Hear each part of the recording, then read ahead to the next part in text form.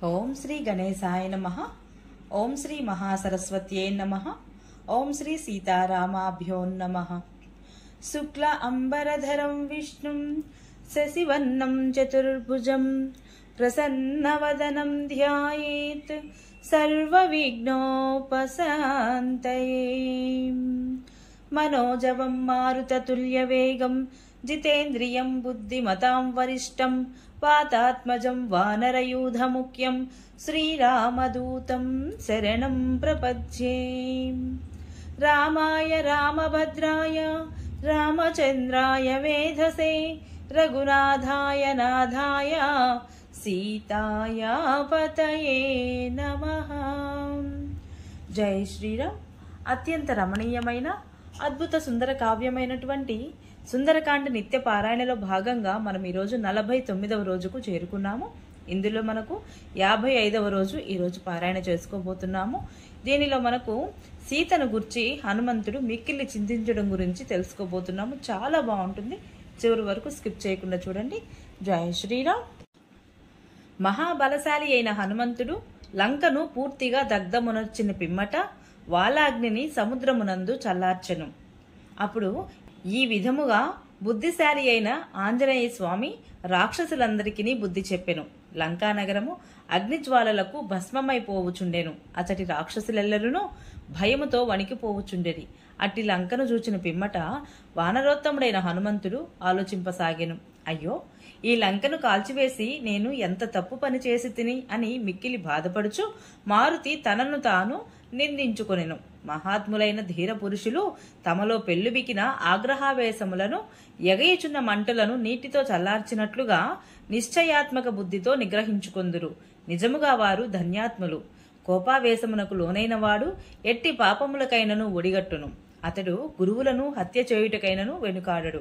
కన్ను మిన్ను గానక పరుష వచనములతో సజ్జనులను సైతము నిందించుచు కోపోద్రిక్తుడైన వాడు ఇది అనవచ్చును, ఇది అనకూడదు అను విచక్షణను సైతము కోల్పోవను. అట్టి వానికి చేయగూడని పని ఉండదు, అనగూడని మాటయుండదు. సర్పము జీర్ణమైన చర్మమును అంటే కుబుసమును విడిచునట్లుగా క్షణికోద్రేకములో వచ్చిన పిచ్చి కోపమును సైతము ఓర్పుతో అణుచుకొనిన వాడే యథార్థముగా ఉత్తమ పురుషుడు. ఛీ, నేనెంత బుద్ధిహీనుడను, ఎంత సిగ్గులేనివాడను, ఎంతటి మహాపాపిని! ముందు వెనుక ఆలోచించక సీతాదేవిని అగ్గిపాలు చేసి తిని స్వామి ద్రోహమునకు ఒడిగట్టి తిని కదా. ఈ లంక పూర్తిగా దగ్ధమయ్యున్నచో పూజ్యురాలైన సీతాదేవియు నిశ్చయముగా దహింపబడియే ఉండును.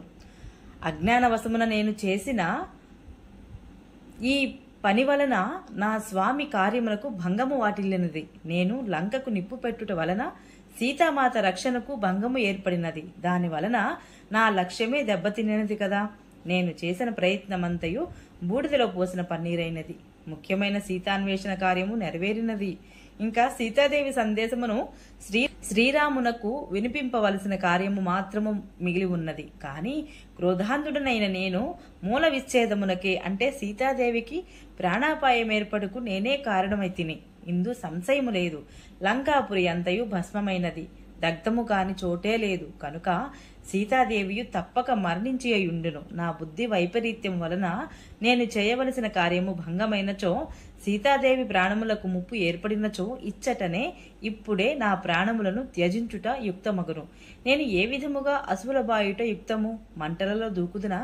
సముద్రమునందలి బడబాగ్నికి ఆహుతి అగుదునా? లేక నా శరీరమును సాగరమునందలి జలజంతువులకు ఆహారముగా అర్పింతునా?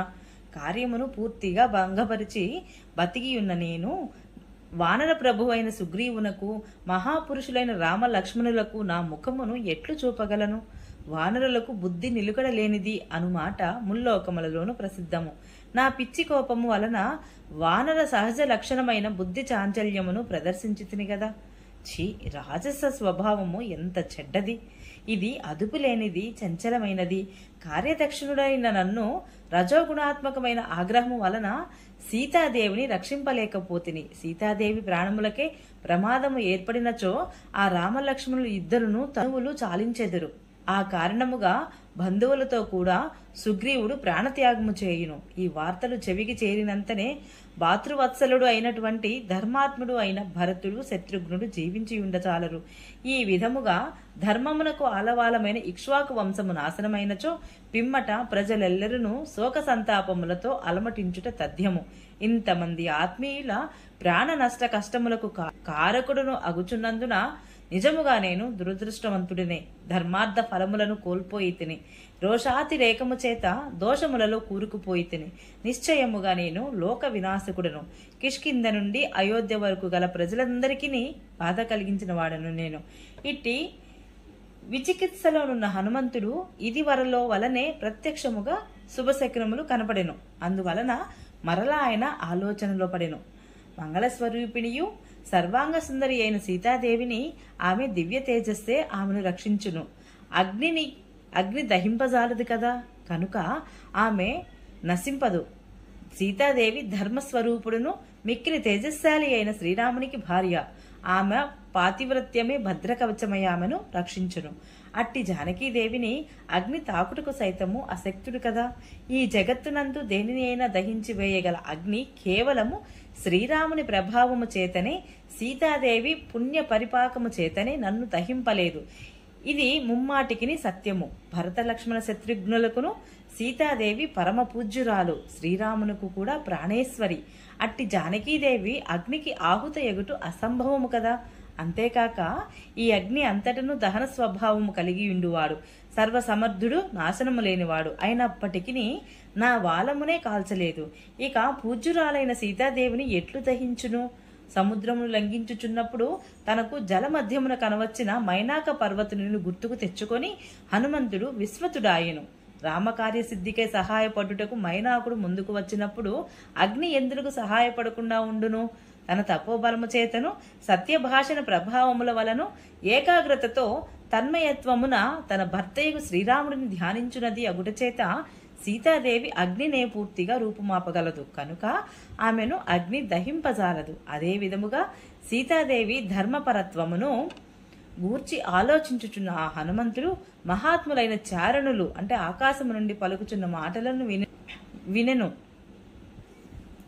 రాక్షసులకు రాజైన రావణుడి ప్రాసాదమునకు లంకా నగరమునకు భయంకరముగా నిప్పంటించి దానిని పూర్తిగా దగ్ధమునర్చిన హనుమంతుడు మిక్కిలి దుష్కరమైన కార్యమునే చేసెను.